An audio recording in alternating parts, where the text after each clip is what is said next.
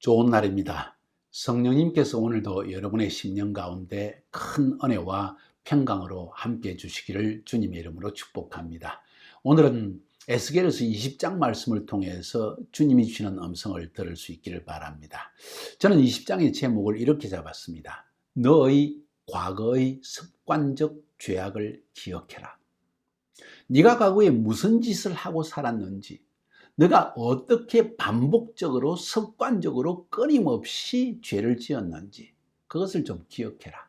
그러면 적어도 내가 왜 오늘 너희를 심판하는지를 알게 될 것이다 하는 이야기입니다. 왜 이렇게 이야기하는가? 지금까지 하나님께서 이스라엘을 심판하시는 이유를 계속해서 말씀하셨습니다. 다시 언급하지 않겠습니다. 산당에서 음란하게 우상을 섬기고 모든 이스라엘 산을 우상으로 뒤덮고, 그것도 모자라서 예루살렘 거룩한 도시, 그 안에 있는 하나님의 성전까지도 우상으로 가득 채웠다. 그게 한두 명만 한 일이냐? 이스라엘 온 민족이 정치, 경제, 사회 모든 지도자들, 심지어 부녀들까지도 이런 죄악을 짓지 않았느냐? 내가 언제까지 참을 수 있다고 생각하느냐? 하는 이야기를 하나님께서 말씀하지 않았습니까? 오늘 그런데도 불구하고 지금 바벨론에 포로로 잡혀가고 있는 무리들 가운데 지도자격인 장로 몇 사람이 에스겔에게 찾아와서 묻습니다. 그것이 1절부터 5절까지에 나와 있습니다. 묻는 의도를 하나님은 알고 있습니다. 우리 운명이 어떻게 될까요? 어떻게 우리 시드기야 왕이 애굽 왕과 손을 잡고 연합군을 형성해 가지고 지금 바벨론을 쳐서 우리를 구출해 주지는 않을까요? 혹은 바벨론 왕이 우리에게 은혜를 베풀어서 우리를 우리 고향 땅 이스라엘로 돌아가게 해주지는 않을까요? 우리의 운명이 어떻게 될까요? 정신 못 차리는 질문을 하고 있는 것입니다. 왜 정신 못 차리는 질문입니까? 지금 하나님은 조상적부터 끊임없이 범죄하여 왔고, 하나님의 뜻은 묻지 않고 자기의 육신의 방법대로 정치적인 방법으로 온갖 수단을 동원해 가지고 이 모든 어려움을 이기려고 하지만은, 사실은 하나님께서 이제 심판할 시간이 왔기 때문에 바벨론이라는 막대기를 통해서 이스라엘을 치고 있는 거예요. 그런데 이스라엘은 여전히 그걸 깨닫지 못하고 있는 것입니다. 지금 이 하나님의 심판을 겸손하게 받아들 70년의 세월을 보내야만 3, 4대에 걸치는 이 70년의 세월을 지나고 난 이후에야 하나님께서 그들에게 은혜를 베풀어 주실 것인데, 그 하나님의 뜻은 전혀 깨닫지 못하고 또 와서 엉뚱한 질문하고 있는 것입니다. 그러니까 오늘 3절에 보니까 하나님이 뭐라고 말씀하십니까? 내가 내 목숨을 걸고 맹세하거니와 너희가 내게 와서 묻기를 내가 용납하지 아니하리라. 대답 안 해주겠다는 이야기입니다. 상대하기 싫다. 도저히 정신 못 차리는 너희들과는 상대하기 싫다. 그러면서 에스겔에게 물어봅니다. 에스겔아, 네가 그들을 심판하려느냐? 네가 그들을 정말 심판하려느냐? 무슨 이야기입니까? 에스겔도 마음이 정말 기가 찼을 것입니다. 아무리 예언을 해줘도, 행동 예언으로 보여주어도, 벙어리가 되어서 그림으로 보여주고 이렇게 해도 이 백성이 깨달음이 없는 거예요.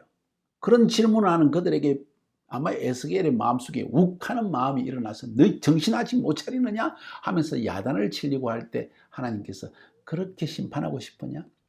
그렇게 그들을 야단치고 싶으냐? 그러면 이렇게 해주라 하면서 하나님이 팁을 주십니다. 그게 뭔고 하니? 너는 그들에게 그들의 조상들의 가증한 일을 알게 해라. 무슨 이야기입니까?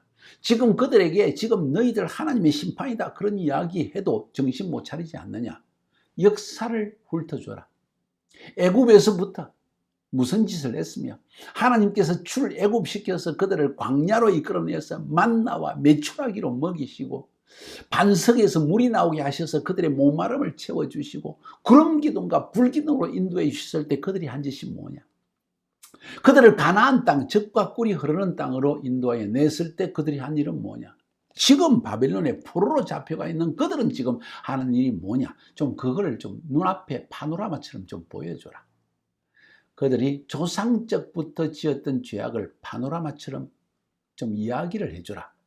그래야만 그들이 혹시 조금 깨달을 수 있을지 모르겠다 하는 이야기를 지금 하나님께서 에스겔에게 조언을 주는 것입니다. 그 말이, 인자야, 네가 그들을 심판하려느냐? 네가 그들을 심판하려느냐? 그러면 너는 그들에게 그들의 조상들의 가정한 일을 알게 해라. 그러면서 자, 본문을 봅시다. 1절부터 5절까지 그런 이야기가 나오고 이제 5절부터 시작해야죠. 1절, 4절 이야기할 수 있습니다. 5절부터 9절까지 해서 애굽에 살고 있을 때 이스라엘 백성이 애굽에 종살이를 할 때 그들 여전히 우상 숭배했다는 사실을 알 수가 있습니다. 애굽의 모든 잡신들, 곤충들까지도 그리고 송아지에게, 태양신에게, 온갖 신에게 우상 숭배를 했다는 사실을 하나님께서 언급하고 계십니다. 그 다음 10절부터 17절까지는 내가 그들에게 은혜를 베풀어서 광야로 이끌어냈을 때 한 짓은 뭔지 아느냐? 내가 그들을 애굽에서 출애굽시켰을 때 먼저 시내산에 데려가서 그들과 언약을 맺었다. 그들은 나의 백성이 되고 나는 그들의 하나님이 되겠다고 그들이 아멘하고 피의 언약을 맺었다. 그런데 그들이 한 일이 뭐니까? 심지어 내가 그들에게 안식일의 규례를 주고 절기의 규례를 주고 십계명을 주고 정확한 법도를 줘가지고 하나님 앞에서 어떻게 사는 것이 바른 삶인지까지도 가르쳐 주었다. 그런데 그들이 지켰느냐? 지키지 않았다. 여기서 핵심은 율법과 안식일, 하나님의 절기를 가르쳐 주어서 하나님을 기억하게 하고 계속 반복적으로 해마다 혹은 매주마다 안식일을 지키고 매해마다 7개의 절기를 지키면서 하나님이 하신 일을 기억하게 하는 이것을 가르쳐 주었는데 지키지 않았다. 율법을 주어서 하나님과 사람 앞에 마땅히 행할 바를 길이 무엇인지를 알게 해 주었건만 행하지 않았다. 11조를 통해서 하나님을 경외하고 하나님 중심의 삶을 살게 가르쳤건만 그것도 지키지 않았다. 그런 이야기입니다. 그 이야기가 10절부터 17절까지 나옵니다. 그 다음 정확한 구분은 쉽지 않지만 제가 볼 때 18절부터 29절까지에서는 광야에서만 그랬느냐? 내가 그들을 젖과 꿀이 흐르는 가나안 땅으로 데려갔을 때 그들이 광야에서 했던 똑같은 일을 그들은 가나안 땅에서 또 행하지 않았느냐? 다시 말해서 율법 지키지 않고 안식일도 지키지 않고 심지어 그 안에서 끊임없이 우상을 섬기지 않았느냐? 그게 가나안 땅에서 살던 그들의 모습이다. 마지막으로 그러면 너희들이 지금 살고 있는 바벨론의 포로로 잡혀온 이 땅에서 너희들이 지금 어떻게 살고 있느냐? 한번 생각해 보아라. 30절부터 32절까지 똑같은 그 짓 하겠느냐? 하는 질문을 하나님께서 던지고 있습니다. 그것이 바로 5절부터 32절까지에 나오는 이야기입니다. 이래도 똑같은 짓을 할래? 하면서 이야기를 거의 마무리해 나가고 있는 것입니다. 자, 이 가운데서도 그래도 하나님께서 그들을 멸하지 않는 이유가 무엇인지를 한 두 가지로 계속해서 반복해서 언급하고 계십니다. 첫 번째는 내 이름 때문에. 여호와 나의 이름 때문에. 여호와라는 스스로 존재하시는 유일하신 나 하나님이 그 인간의 죄악 때문에 그들을 멸한다는 것은 있을 수가 없다. 만약 내가 그렇게 한다면 주위의 이방 민족들이 보고 여호와 하나님이 저들을 구원할 능력이 없어서 광야로 이끌어내서 저들을 죽여버렸다. 혹은 여호와 하나님이 저들을 구원할 능력이 없어서 가나안 땅에까지 인도해 놓고 젖과 꿀이 흐르는 땅으로 데려와서 축복을 주신다고 해놓고 오히려 저들이 멸망당하겠다. 내 이름이 더럽혀질까 봐, 내 이름이 멸시를 받을까 봐 나는 나의 이름 여호와 때문에 할 수 없이 그들을 지금까지 보아주었다, 용서해 주었다, 참아주었다, 기다렸다 하는 이야기입니다. 그런데 똑같은 짓을 할래? 하고 바벨론에 포로 잡혀간 그 사람들에게 지금 이야기하고 있는 것입니다. 첫 번째가 내 이름 때문에 여호와 니시, 승리의 하나님, 여호와 이레, 모든 것을 준비하신 하나님, 여호와 지드케누, 하나님의 공의의 하나님, 이런 하나님의 이름 때문에 그들을 멸하지 않았다. 내 이름의 이름을 지키기 위해서. 두 번째 이유는 왜 그들을 그래도 멸하지 않았는가? 내가 여호와인 줄 알게 하기 위해서. 내가 이렇게 오래 참으면 그들이 나에게 돌아올까 봐. 혹은 때때로 심판을 조금씩 징계를 하면 그들이 나에게 다시 돌아와서 내가 여호와인 줄을 좀 알게 하기 위해서 그렇게 했는데 그들은 여전히 돌아오지 않았다 하는 이야기를 지금 계속해서 20장에서 하나님은 하고 계시는 것입니다. 자, 그러면서 33절부터 44절 뒷부분에 넘어가서는 내가 그들을 심판을 통해서 불로 심판하고 칼로 심판해서 그들을 모든 죄악에서 정결케 하겠다. 마치 불로 태우면은 더러운 것이 완전히 소멸되는 것처럼 내가 그렇게 만들겠다. 칼로 잘라내어서 더러운 것을 제하여 버리겠다. 심지어는 바벨론 포로 생활에서 그들을 끄집어내어서 내가 심판할 텐데, 그들이 포로 생활에서 다시 끄집어내어 나올지라도 그래도 그들을 다 이스라엘 땅으로 데려가지는 않고 그들을 정결하게 해서 그들을 데려가겠다. 그들을 심지어 목자의 막대기를 지나가게 하겠다. 이 말은 무슨 말인가 하니 구별하겠다는, 이건 내 양이고 이건 내 양이 아니다. 구별한다는 겁니다. 이게 바로 목자의 지팡이 막대기 밑을 지나가게 한다는 말의 의미입니다. 목자가 자기 양들이 지나갈 때 툭툭 보고 이건 내 양인 건 우리에 넣고, 그렇지 않은 것은 옆으로 뺍니다. 다른 집에 양이 들어올 수도 있고 염소도 들어가지 못하게 갈라놓습니다. 이게 목자의 막대기 아래를 지나가게 한다는 의미입니다. 뭔 이야기입니까? 하나님 앞에 범죄해서 먼 미래에 포로로 잡혀갔던 수많은 민족들을 하나님은 자기 땅 이스라엘 땅으로 돌아오게 하십니다. 다 돌아오게 하는 것이 아니라 그 중에 남은 자만 돌아오게 하십니다. 남은 자를 어떻게 구별하는가? 목자 대신 메시아가 그 막대기 밑을 지나고 얘는 옆으로, 얘는 옆으로 이렇게 구별해내신다는 그런 이야기입니다. 다 들어가지 않게 하겠다는 것입니다.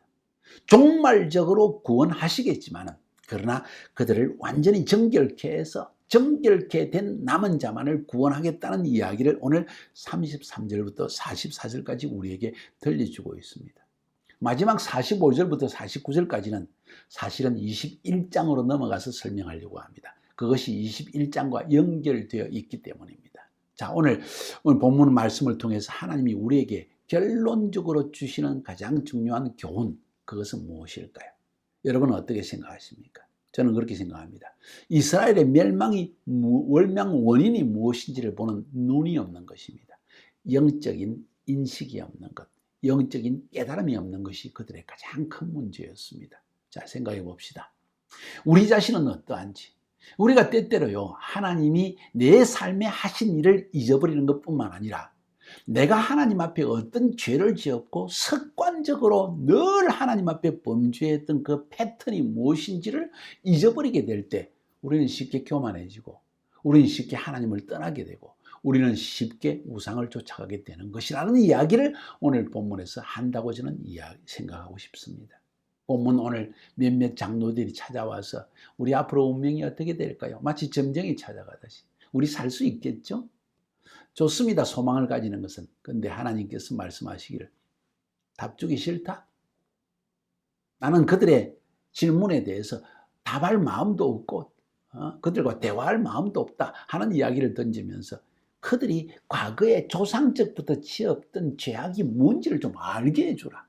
애굽에 있을 때 어떻게 살았느냐? 우상 숭배 안 했느냐? 광야로 끄집어내서 내 백성 만들었더니 나와 맺은 이 언약, 율법의 언약, 그리고 안식일의 언약은 다 까먹고 깨뜨리고, 심지어 가나안 땅에 데려놓았더니 가나안 땅에서도 똑같은 짓을 하면서 안식일 지키지 않고 11조로 하나님을 인정하지도 않고, 또 뿐만 아니라 모든 우상은 심지어 자기 자녀들을 이 불 위를 지나가게, 다시 번제로 자기 아들을 불에 태워서 우상에게까지 드리는 이런 가증한 짓을 하지 않았느냐? 도대체 너희들이 무엇이냐? 하는 질문을 던지는 겁니다.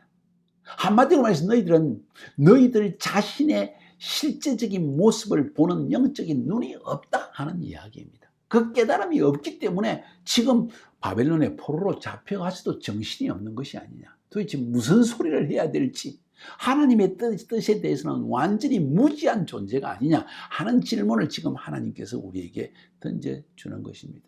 무엇이 죄인지도 모릅니다. 조상적부터 가정에서 끊임없이 지었던 범죄, 우리 민족의 범죄가 뭔지를 인식도 못하고 깨달음도 없습니다. 그래서 하나님이 지금 자신들을 심판하고 있다는 사실 자체도 모르는 것이 문제라는 거예요. 이것이 이스라엘 민족 자체 그들만 가진 범죄입니까? 이것이 이스라엘 백성들만 지었던 죄악이냐는 질문입니다.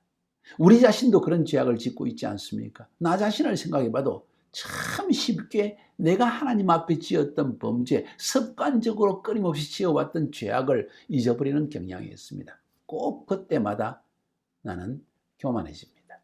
마음이 교만해져요. 하나님은 그걸 아주 싫어하시는 것 같습니다. 저는 과거에 저의 지었던 죄악과 하나님 앞에 범죄하고 사람 앞에 범죄한 것을, 잘못한 것을 기억할 때마다 저 자신이 겸손해지는 것을 저는 저 자신을 통해서 알고 있습니다. 여러분은 어떻습니까? 여러분은 혹시 끊임없이 교만해지면서 나는 아무 죄악도 없고 내가 뭐 잘못했어, 내 자신의 죄악을 기억함이 없기 때문에 끊임없이 교만한 가운데 살아가고 있지는 않은가요? 이스라엘 백성이 그와 같은 것입니다. 심판을 받고 있는데도 정신을 차리지 못한다는 이야기입니다. 오늘 여기서 지적하는 몇 가지 그 죄악은 한 세 가지로 질문했습니다. 우상을 숭배했다, 안식일을 지키지 않았다, 율례와 율법을 지키지 않았다. 이 세 가지로 요약할 수 있습니다. 이것을 굳이 우리 오늘날 시대로 적용한다면 우리 삶에 진짜로 추구하는 것, 그것이 우상입니다. 하나님을 진짜로 추구하느냐? 그러면 우상이 아니겠죠. 여호와 하나님을 섬기는 참된 믿음의 삶이 되겠죠. 그런데 하나님 이외의 것, 돈 버는 것, 섹스하는 것, 뭐 그 이외 사회에서 높은 지위에 올라가는 것, 이런 것을 추구한다면 이미 여러분은 우상 숭배하고 있는 것 아닐까요?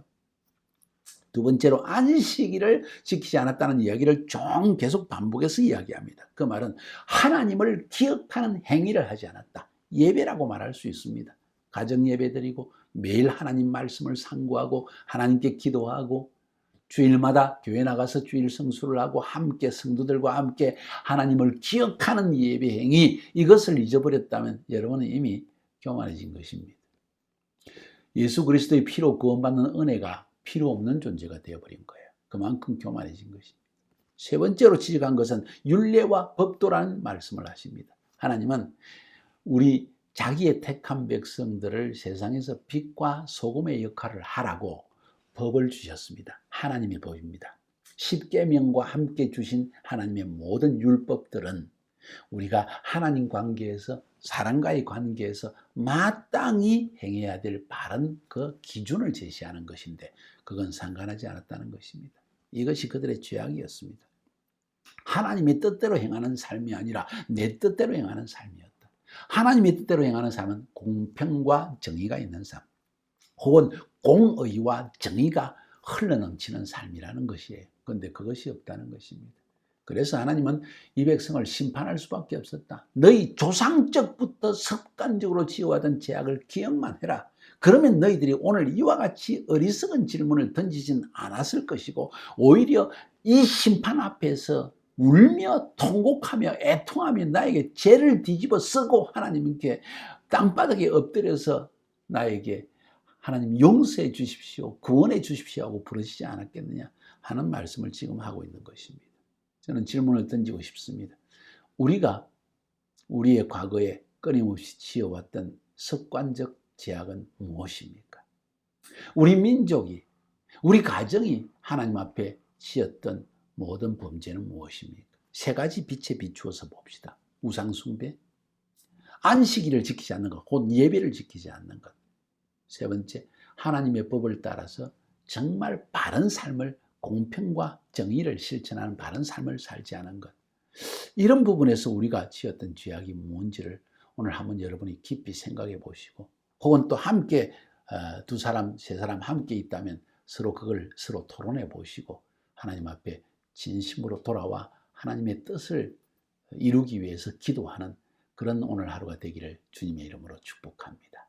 승리합시다.